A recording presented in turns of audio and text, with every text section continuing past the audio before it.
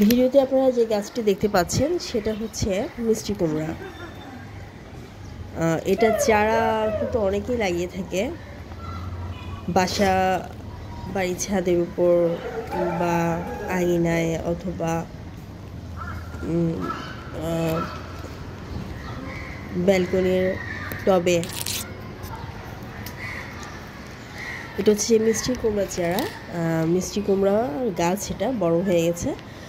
মিষ্টি কুমড়ার হচ্ছে একটা বর্ষজীবী উদ্ভিদ। এটা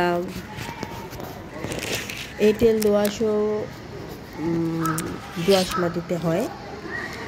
তো এই সবজিটা কিন্তু এই গাছের পুরোটাই খাওয়ার মতো।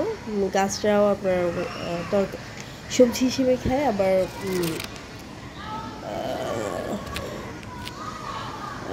ফলটাও, মিষ্টি কুমড়াটাও খুবই স্বাস্থ্যের জন্য অনেক পুষ্টিগুণে ভরা একটি ফল। এটা সবজি হিসেবে খাওয়া হয়। তো এটা তো আমরা সবাই জানি, সবাই মিষ্টি কুমড়া চিনে না এমন তো কেউ নেই, ঠিক না? এটা কিন্তু ছাদ বাগানে খুব সুন্দরভাবে করা যায়। পলি ব্যাগে করলে খুব দ্রুত এর চারা বৃদ্ধি পায়। এটা লাগিয়ে দিলে বীজগুলো একটু হালকা শুকিয়ে লাগিয়ে দিলেই হয়ে যায়, মাটিতে পুঁতে দিলেই হয়ে যায়।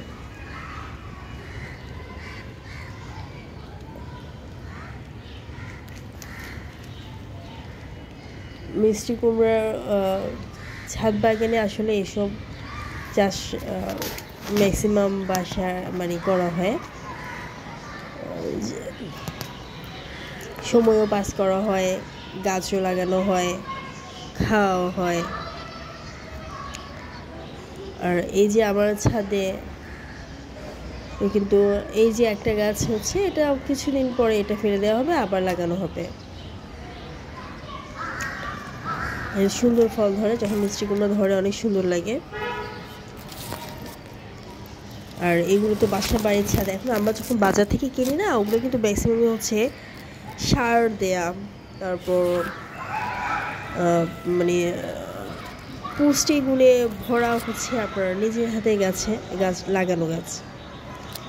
এগুলোতে কোনো ধরনের ফরমালিন থাকে না, সার দিলেও সেটা খুব নর্মাল থাকে।